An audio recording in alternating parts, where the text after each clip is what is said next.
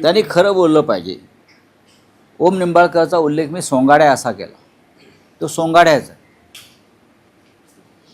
आणि मला आश्चर्य वाटतं आहे देवेंद्र फडणवीस यांचं, विरोधी पक्षात असताना त्या खासदारांना तुम्ही भेटी देत नाही.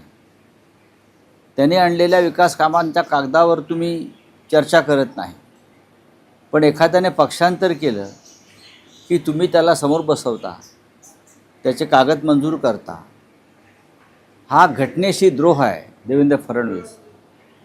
आणि म्हणूनच त्याची कर्माची फळं तुम्हाला जी मिळत आहेत.